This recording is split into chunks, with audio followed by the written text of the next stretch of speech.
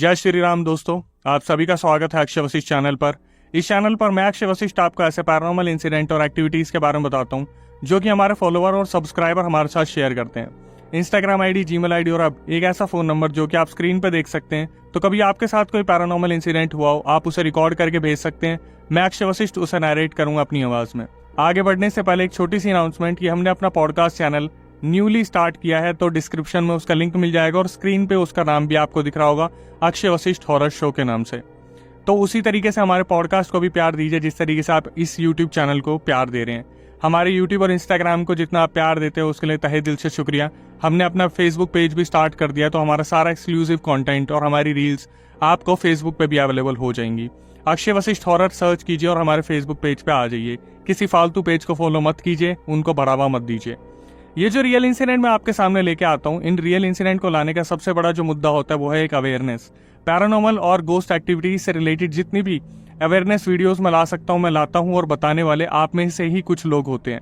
आज का जो रियल इंसिडेंट है उससे आप बहुत सीख ले सकते हैं, खासकर वो लोग जो अपनी लाइफ में वर्किंग प्रोफेशनल बन के रहते हैं। आज का इंसिडेंट हमें अखिल ने बताया, जिनकी पूरी परवरिश दिल्ली के शाहदरा में हुई है। अखिल ने बताया कि बाय प्रोफेशन वो एक डिजिटल मार्केटर हैं। अखिल ने अभी तक जो स्टडीज की उसमें उन्होंने डिजिटल मार्केटिंग में MBA किया था। डिजिटल मार्केटिंग में हमें ऑनलाइन प्रमोशंस करने होते हैं, अपनी एड चलानी होती है, और अखिल शुरू से ही सोशल मीडिया में बहुत ज्यादा इंटरेस्टेड थे। अखिल ने बताया, अक्षय भाई 2023 से पहले मैं एक कंपनी में ज्वाइन कर रहा था, लेकिन 2023 में मुझे एक प्रपोजल आया और कॉलेज बहुत नामी ग्रामी था और हाइक भी मुझे बहुत अच्छा मिल रहा था। मैंने बिना कुछ सोचे समझे सीधा अपनी कंपनी में रिजाइन दे दिया और 2023 में उस कॉलेज को ज्वाइन कर लिया। अखिल ने बताया, अक्षय भाई उस कॉलेज का मैं नक्शा आपको बता देता हूँ। जब मैंने उसे ज्वाइन किया था तो वो किस तरीके का दिखता था। 8 फ्लोर थे उस कॉलेज के। साउथ दिल्ली का नामी ग्रामी कॉलेज हुआ करता था एक टाइम पर। उस कॉलेज में एडमिशन लेने के लिए लोग डोनेशन दिया करते थे, लेकिन 2023 में जब अखिल ने उस कॉलेज को ज्वाइन किया तो उसके बुरे हाल हो रखे थे। अखिल को पहले पता नहीं था। जब अखिल वहां पर गए, उन्होंने बताया कि अक्षय भाई बैचेस बहुत कम थे, स्टूडेंट्स बहुत कम थे। लेकिन जब अखिल ने इस बारे में HR से बात की तो HR ने बताया, जो वहाँ पर ह्यूमन रिसोर्सेज की टीम थी, उन्होंने बताया कि अभी छुट्टियां चल रही हैं या बच्चे कहीं ना कहीं गए हुए हैं, कुछ ना कुछ करिकुलम एक्टिविटीज में वो ज्वाइन कर चुके हैं, इसलिए अभी हमारे एडमिशन नहीं हो रहे। लेकिन अखिल का मानना था कि इतना नामी ग्रामी कॉलेज जिसका एक टाइम पर नाम हुआ करता था, रिव्यूज आपको भर भर के दिखते थे, आज के टाइम पर वहां पर बच्चे क्यों अवेलेबल नहीं है।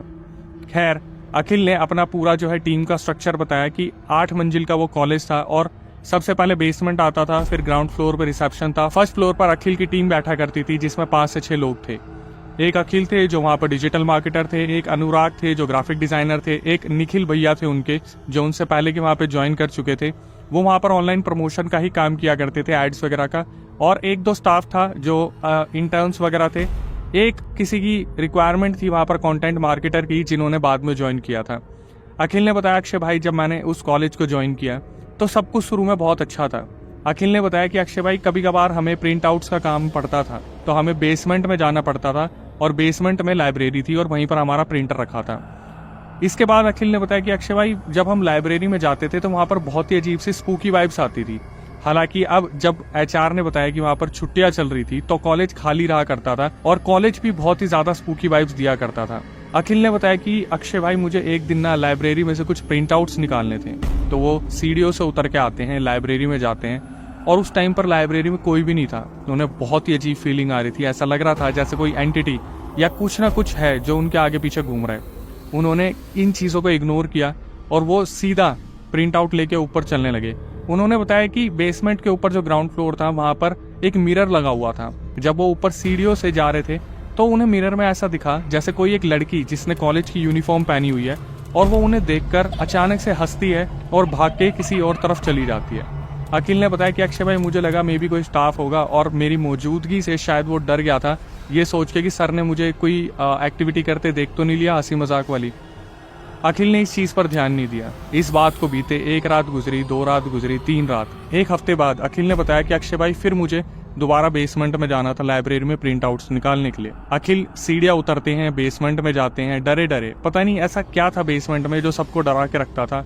अखिल वापिस आ रहे थे, फिर दोबारा ग्राउंड फ्लोर पे जब वो रिसेप्शन से ऊपर जा रहे थे जहाँ मिरर लगा था, उन्हें वही लड़की दिखती है, उसी पोजीशन में खड़ी थी और उसी तरीके से हंस के अखिल को देखकर वो दूसरे कोने में भाग जाती है। आज अखिल के दिमाग में आता है कि यार ऐसा कैसे पॉसिबल है कि कोई लड़की एक ही जगह पर मुझे 1 हफ्ते बाद दोबारा दिख रही है। अखिल वापिस चलना शुरू करते हैं उस लड़की के पीछे पीछे। और जब अखिल धीरे धीरे उस लड़की को ढूंढना शुरू करते हैं तो वो लड़की उन्हें कहीं भी नहीं मिलती। ये उनके लिए एक ऐसी चीज थी जैसे किसी डर के माहौल की शुरुआत हुई थी, और उन्हें आगे जाके क्या क्या देखना था इस चीज का उन्हें कोई भी आइडिया नहीं था।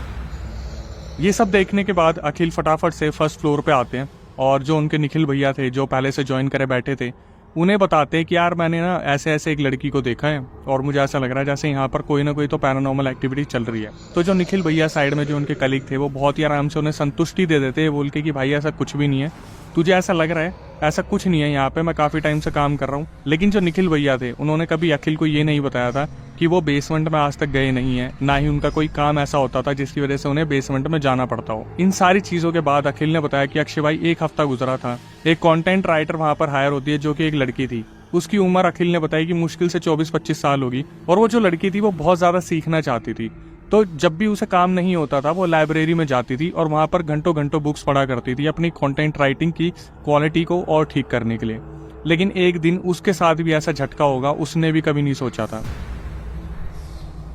जब अखिल निखिल अपने कैबिन में काम कर रहे थे 2 इंटर्न्स के साथ, अचानक से जो कंटेंट राइटर थी वो ऊपर आती है और अखिल को बोलती है कि सर मुझे आपसे कुछ बात करनी है। अखिल बाहर आते हैं और थोड़ा आगे जाते हैं तो पूछते हैं उस कंटेंट राइटर से कि तुम्हें क्या हुआ, कोई प्रॉब्लम हुई है क्या। और वो जो कंटेंट राइटर थी वो बिना सोचे समझे सीधा अखिल के मुंह पर बोल देती है कि मुझे ऐसा लगता है कि यहाँ पर जो लाइब्रेरी है वो पक्का हॉन्टेड है। और अखिल ने जब ये चीज़ सुनी तो उन्हें अपनी सारी जो हुई चीज़ें थी, वो जो लड़की दिखी थी, वो सब कुछ उन्हें 1 सेकंड में याद आ गया। अखिल बिना कुछ सुने सीधा उस कंटेंट राइटर को निखिल भैया के पास लेके जाते हैं और सामने सामने बोलते कि क्या हुआ अब बताओ। तो जो कंटेंट राइटर थी वो बता रही थी कि जब मैं लाइब्रेरी में जाती हूँ तो मुझे बहुत अजीब लगता है, जैसे आगे पीछे कुछ है, लेकिन फिर भी मैंने इन चीज़ों पर ध्यान नहीं दिया। फिर उस कंटेंट राइटर ने बताया कि जब वो पढ़ रही थी, वहाँ पर किताबें पढ़ रही थी, चीज़ें देख रही थी, उन्हें ऐसा लगा जैसे उनका हाथ अचानक से बहुत ज़्यादा भारी हो गया है। कुछ टाइम बाद उन्हें ऐसा लगा जैसे हाथ सो गया है, हो जाता है, झंझनाहट आ जाती है, तो उन्होंने हाथ उठाया और झटकाया एकदम से।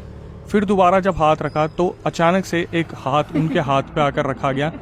कंटेंट राइटर ने बताया कि उन्हें ऐसा लगा जैसे किसी लड़की या किसी एक स्टूडेंट का हाथ था जो उनके हाथ पे रखा हुआ था। और ये चीज़ सुनने के बाद जो निखिल भैया थे वो भी बहुत बुरी तरीके से दहल गए थे, क्योंकि इस कॉलेज में अभी तक ऐसी चीज़ उनके सामने नहीं आई थी। लेकिन जो अखिल और कंटेंट राइटर वहाँ पर आई थी उन्होंने काफ़ी कम टाइम में ये चीज़ें वहाँ पर एक्सपीरियंस कर ली थी। अखिल ने जो एक चीज़ बताई थी कि अक्षय भाई वहाँ पर बैचेस तो कितने भी बन ले, लेकिन वहाँ पर स्टूडेंट्स और स्टाफ कभी भी नहीं रुकते थे। मतलब जो लड़के लड़कियाँ वहाँ पर कॉलेज में एडमिशन ले लेते थे, जैसे ही वो यहाँ पर पढ़ने आते थे अचानक से उनको कोई ना कोई फाइनेंशियल क्राइसिस हो जाता था, घर में कोई ना कोई प्रॉब्लम आ जाती थी, किसी वजह से यहाँ बैचेस नहीं बन पाते थे और स्टाफ भी 3 से 4 महीने से ज़्यादा रुकता नहीं था। ये तीनों आपस में बैठते हैं और डिसाइड करते हैं कि यहाँ पर हम किसी ऐसे इंसान से पूछते हैं जो सबसे पुराना हो। तो ये तीनों मिलकर एक IT वाले मेंबर के पास जाते हैं जो 1.5 साल से यहाँ पर काम कर रहा था, और उनसे पूछते हैं कि भैया हमें ऐसा लगता है जैसे ये कॉलेज जो है कुछ ना कुछ यहाँ पर दिक्कत है। पूरी बात नहीं बताते, लेकिन वहाँ पर ये चीज़ हाईलाइट कर देते कि बेसमेंट में कुछ प्रॉब्लम है लाइब्रेरी में। तो IT वाला इनकी सुन के सीधा इनके सामने बोलता है कि मुझे भी ऐसा लगता है। और ये चीज़ सुनने के बाद इन तीनों के पैरों तले ज़मीन खिसक गई थी कि इन्हें ये सुनने को मिलेगा IT वाले से, इन्होंने कभी नहीं सोचा था। तो IT वाले ने अपना एक्सपीरियंस बताया कि 3 से 4 महीने पहले जब उस कॉलेज में छुट्टियाँ चल रही थी, गर्मी की 2 महीने की छुट्टी होती थी, तो वहाँ पर कंप्यूटर लैब में कुछ काम करने गया था, ये देखने के लिए कि सारे कंप्यूटर चल रहे हैं या नहीं चल रहे, क्योंकि जब छुट्टियाँ खत्म होगी तो बच्चे वापस आएंगे तो कंप्लेंट नहीं आनी चाहिए।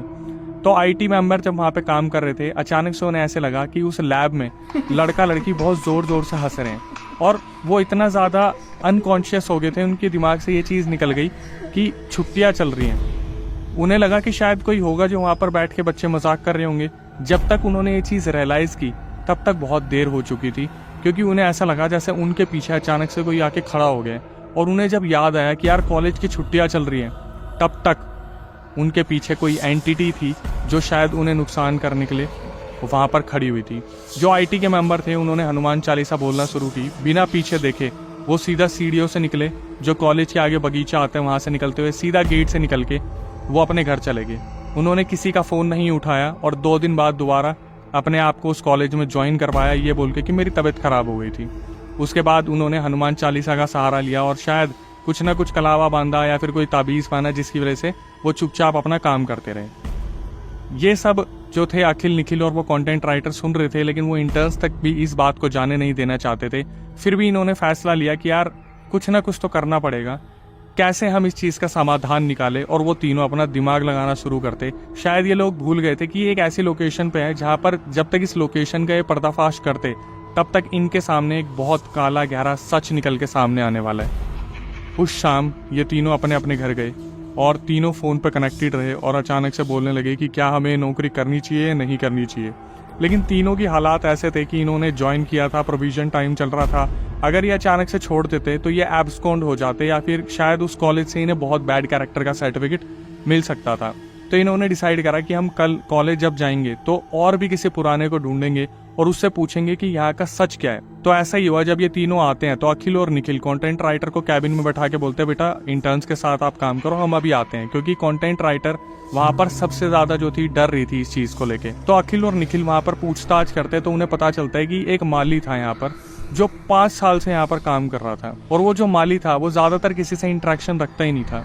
तो जब अखिल और निखिल उस माली के पास जाते हैं और उनसे पूछते हैं तो वो माली बताते हैं कि उनके भी एक सीनियर माली हुआ करते थे जिनके अंडर वो काम सीखा करते थे आज से 4.5 साल पहले। जो माली था उन्होंने बताया कि 4 से 5 साल पहले इस कॉलेज में दिवाली का एक फंक्शन मनाया जा रहा था, सेलिब्रेशन हो रहा था, और दोनों माली जो थे सीनियर जूनियर माली, उनको ये रिस्पॉन्सिबिलिटी दी गई थी कि कोई भी कॉलेज प्रीमिसेस में नहीं जाना चाहिए जब तक ये सेलिब्रेशन चल रहा है कॉलेज के बागीचे में। तो जो सीनियर माली थे वो जो अभी यहाँ पर at the same time present नहीं थे, उनका एक्सपीरियंस छोटे माली बता रहे थे। छोटे माली ने देखा कि जो बड़े वाले माली हैं जो उनके सीनियर है वो अचानक से दिवाली सेलिब्रेशन के बीच में एकदम से कॉलेज के अंदर जाना शुरू होते हैं और किसी से बात करने लगते हैं, जैसे उन्हें कोई ना कोई कॉलेज के अंदर जाता दिखा है।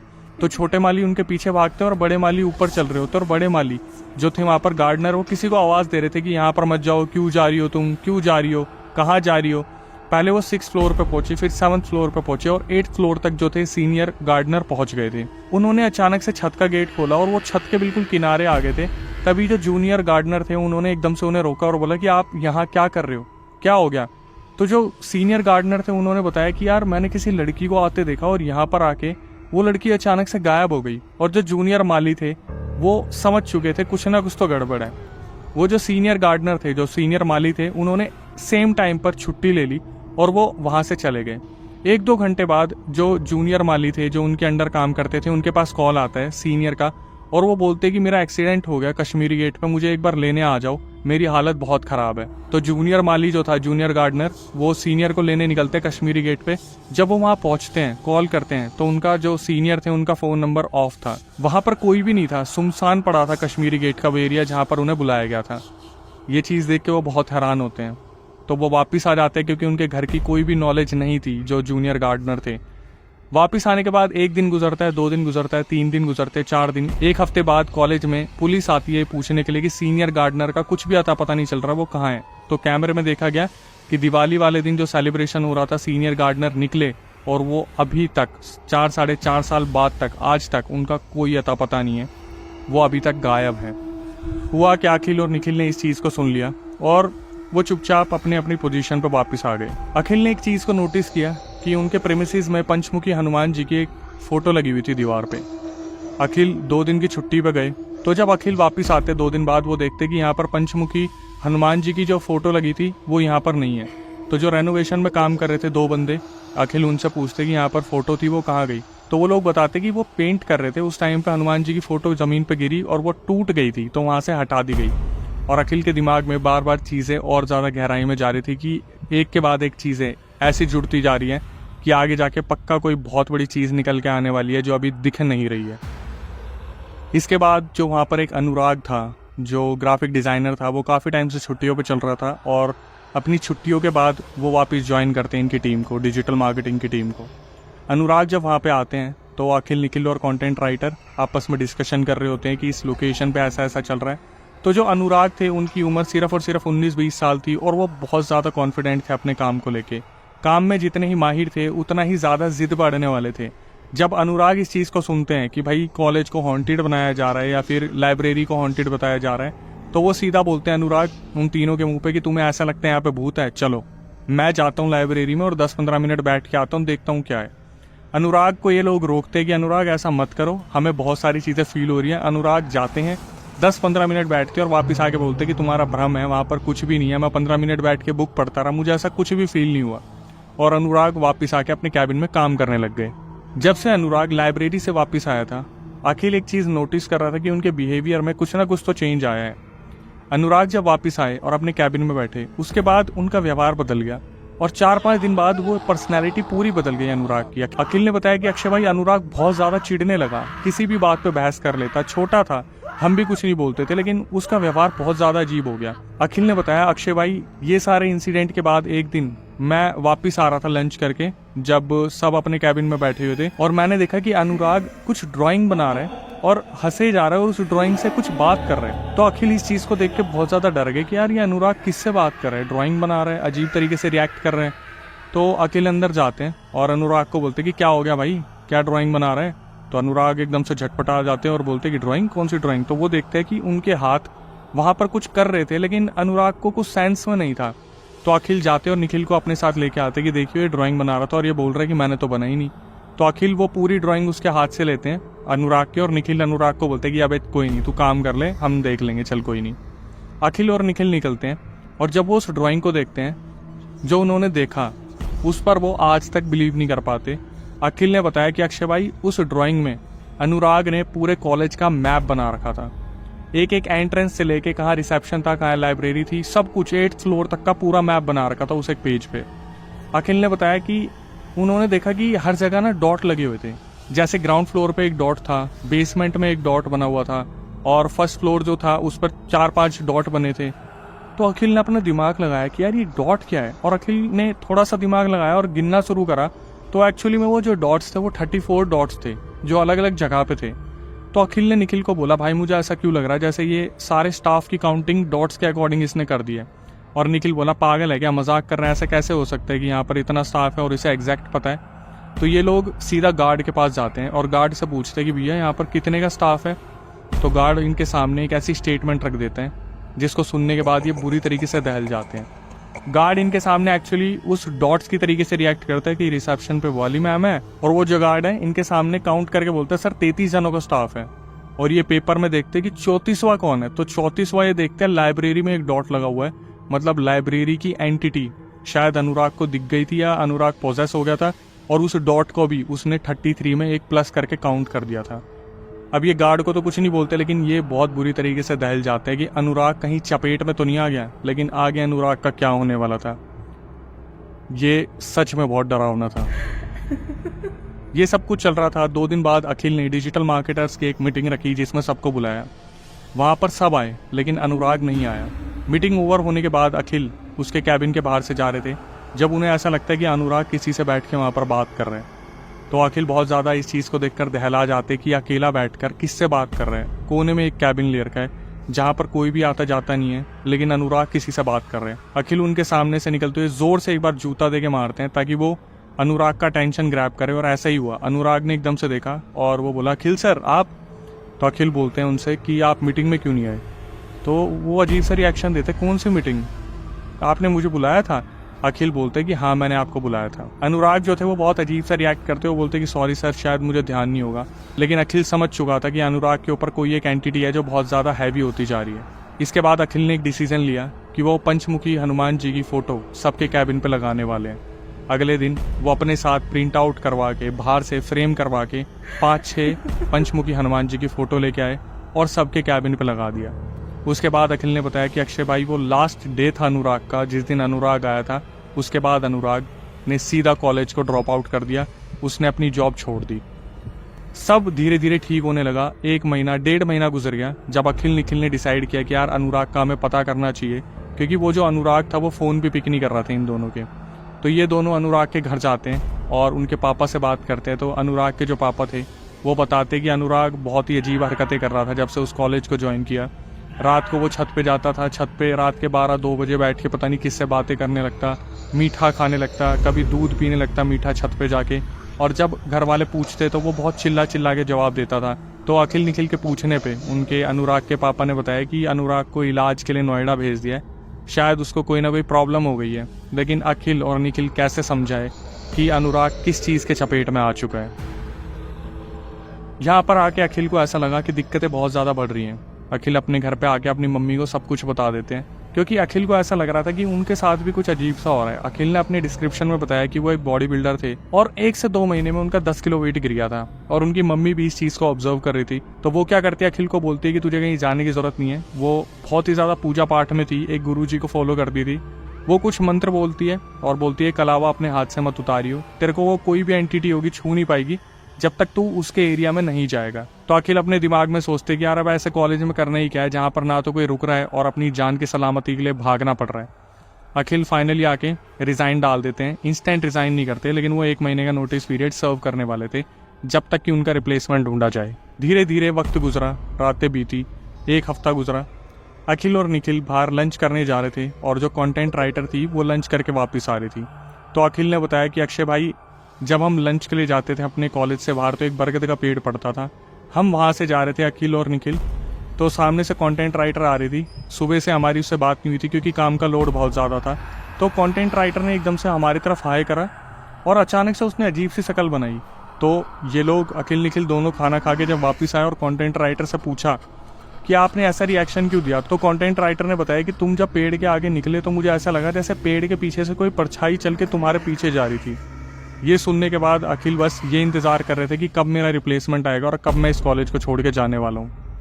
धीरे धीरे कुछ दिन और बीते और फाइनली एक रिप्लेसमेंट आ गया अखिल का। एक अब्बू नाम के सर थे जो उत्तराखंड से आए थे। तो अखिल ने बताया कि अक्षय भाई, गर्मियों का टाइम था और फर्स्ट फ्लोर का जहाँ डिजिटल मार्केटिंग की टीम बैठती थी वहाँ AC नहीं चल रहा था। तो मैं तो जाने वाला था, तो अब्बू सर ने डिसाइड करा कि लाइब्रेरी में ठंडक रहती है तो सबको लाइब्रेरी शिफ्ट कर दिया जाएगा। तो अखिल जो था डरता डरता अब्बू सर को लाइब्रेरी में लेके गया लाइब्रेरी दिखाने के लिए।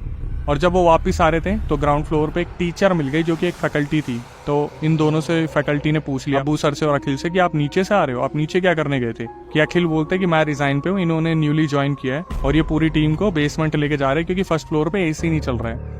तो जो टीचर थी वो बोलती कि अगर ऐसा है तो प्लीज़ आप जल्दी करो ना थोड़ा, क्योंकि मेरे को तो लाइब्रेरी में सिटिंग मिली हुई है लेकिन मेरे को लाइब्रेरी में अकेले बैठते हुए डर लगता है। तो वहाँ पर अखिल एकदम से चौंक जाते हैं और वो सोचता है कि अब्बू सर ने नया नया ज्वाइन किया है, इनके सामने क्यों बोल दिया मैडम ने। तो अखिल बोलते कि क्या हुआ ऐसा। तो मैडम बोलते कि जब भी मैं नीचे जाती हूँ पढ़ने बैठती हूँ मुझे ऐसा लगता है कि मेरे आगे पीछे से कोई गुजर रहा है। जो अब्बू सर आए थे वो अखिल की तरफ देखते हैं, अखिल एक बार देखते हैं और बोलते हैं चलो सर कोई नहीं, मैम को ऐसा लग रहा होगा। तो जो वहाँ पर अब्बू सर आए थे उन्होंने 1 सेकंड नहीं लिया ये बोलने के लिए कि हाँ उस लाइब्रेरी में एक्चुअली में एक लड़की है। और अखिल ने बताया कि अक्षय भाई, मेरा ऐसा रिएक्शन था कि इन्हें ना अभी तक कुछ बताया ना इनके सामने कोई बात छेड़ी और अब्बू सर ने अचानक से कैसे बोल दिया कि वहाँ पर एक लड़की है। तो जो अब्बू सर थे उन्होंने 1 सेकंड में बोल दिया वहाँ लड़की है और अखिल बोला कि आपको कैसे पता, मतलब ऐसा कुछ है। तो अब्बू बताते हैं कि मैं उत्तराखंड का हूँ और हमें ये थोड़ा सा गॉड गिफ्टेड होता है कि हमें एंटिटीज ऐसे महसूस हो जाती है। तो जब हम लाइब्रेरी से वापस आ रहे थे, हम लाइट ऑफ कर रहे थे, तो मुझे एक लड़की का वहाँ चेहरा दिखा था जिसके लंबे बाल थे और एक फेस दिखा था बहुत ब्लरी सा। तो मैं पक्का कह सकता हूँ यहाँ कोई ना कोई लड़की की एंटिटी है जो लाइब्रेरी में है। अब ये सुनने के बाद अखिल बहुत ज़्यादा कंफ्यूज और बहुत ज़्यादा डरा हुआ था और निखिल ने भी ये चीज़ सुन ली थी और वो जो कंटेंट राइटर थी उन्होंने भी ये चीज़ सुन ली थी। कंटेंट राइटर ने तो उसी दिन सब कुछ छोड़ दिया वहाँ से और अपने घर चली गई। तो अखिल अपने घर आते हैं और अपनी मम्मी को बताते हैं कि मम्मी आज ऐसे ऐसे एक सर आए थे, उन्होंने सब कुछ बता दिया और आपको पता है अनुराग को पागल घोषित कर दिया उनके घर वालों ने। तो जो अखिल की मम्मी थी वो बोलती कि चलो कोई नहीं, हम गुरुजी से मिल के आते हैं, गुरुजी से देखते हैं कुछ अगर गुरुजी इसका सॉल्यूशन बताए तो अखिल और उनकी मम्मी जब गुरुजी के पास जाते हैं उनके, तो गुरुजी सामने से बोल देते हैं हाँ ज़्यादा पैसे कमा लिए कॉलेज में जाके। कितने ज़्यादा पैसे मिले, 15,000 20,000, बेफालतू में पंगे ले लिए ना। तो अखिल हैरान हो जाते कि गुरुजी को किसने बताया। तो गुरुजी से बोलते कि गुरुजी आपको कैसे पता।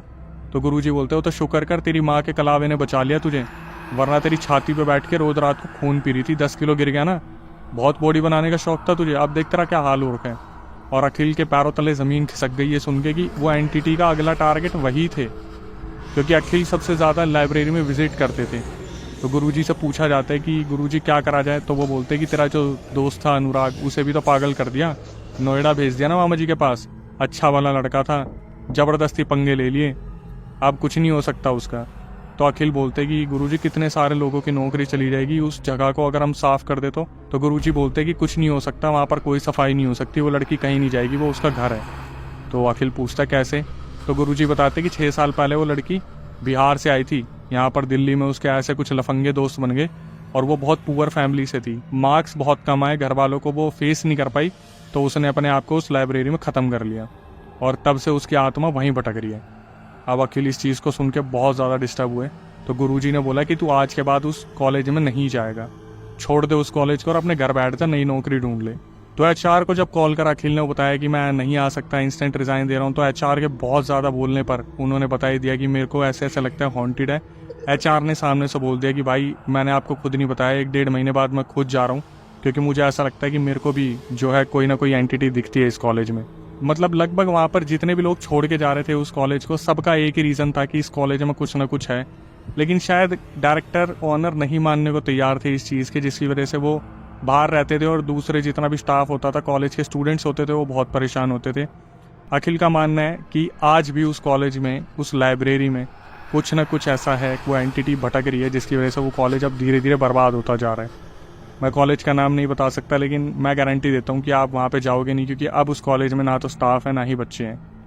अखिल ने बताया कि मैंने, निखिल ने और जो कंटेंट राइटर थी, सब ने जॉब छोड़ दिया, अब हम नई जॉब ढूंढ रहे हैं। तो अभी मेरी जब अखिल से इस बारे में कॉल पे बात हुई तो उन्होंने बता दिया कि मैं इंटरव्यू पे गया था और मेरी नई जॉब लग गई है। और उन्होंने खुद ने बोला कि मोरल ऑफ द स्टोरी भाई यही बोलना कि जब आपको लगे कहीं पे आपको हाइक मिल रहा है, कहीं पे आपको बेटर अपॉर्चुनिटी मिल रही है और उम्मीद से ज़्यादा मिल रहा है, तो कुछ ना कुछ गड़बड़ है। अखिल ने बताया कि मैं इसी लालच में फंसा था और मैं नहीं चाहूँगा कि आगे आने वाली जनरेशन इस चीज़ से गुजरे। तो आगे आके मैं भी इस चीज़ से बिल्कुल एग्री करूँगा और यही बोलूँगा कि जो हमने नया पॉडकास्ट चैनल स्टार्ट करा है उसका डिस्क्रिप्शन में लिंक आपको दिख जाएगा और स्क्रीन पे भी दिख रहा होगा। उसका नाम है अक्षय वशिष्ठ हॉरर शो, जहाँ पर हम पॉडकास्ट अपडेट करते हैं। आप भी पॉडकास्ट का हिस्सा बन सकते हैं। प्रक्रिया में आपको बता देता हूँ, व्हाट्सएप पे आपको पूरा अपना रियल इंसिडेंट शेयर करना है, उसके बाद आपका पूरा इंसिडेंट जो है सुना जाएगा, टीम आपको कॉन्टैक्ट करेगी। दिल्ली में हमारा पॉडकास्ट सेंटर है, आप आके ऐसे अवेयरनेस के बारे में बता सकते हैं ताकि जनरेशन सीख सके। कभी आपके साथ कोई पैरानॉर्मल इंसिडेंट हुआ हो तो आप उसे रिकॉर्ड करके हमारे नंबर पे भेज सकते हैं, जो कि स्क्रीन पे भी दिख रहा होगा और डिस्क्रिप्शन में भी दिख रहा होगा। इसके बाद यही कहूँगा, जो इंस्टाग्राम यूट्यूब को आप प्यार दे रहे हैं उसके लिए तहे दिल से शुक्रिया। फेसबुक हमने अपना स्टार्ट कर लिया, user name Akshay Vashishtha horror, तो उसी को फॉलो कीजिए, किसी फालतू को मत फॉलो कीजिएगा। आखिरी में यही कहूँगा, जो न्यू व्यूवर्स आए हैं वो चैनल को सब्सक्राइब कर लें, बेल नोटिफिकेशन ऑन कर लें, ताकि ऐसी अवेयरनेस वीडियो आपके पास आती रहे, पैरानॉर्मल अवेयरनेस वीडियो, जिससे आप सीख सकें। तो इसे शेयर भी ज़रूर करना अपने वर्किंग प्रोफेशनल दोस्तों के साथ, ताकि वो भी अपनी राय कमेंट सेक्शन में बताएं। और नई वीडियो, नए पॉडकास्ट आने तक stay tuned with the channel.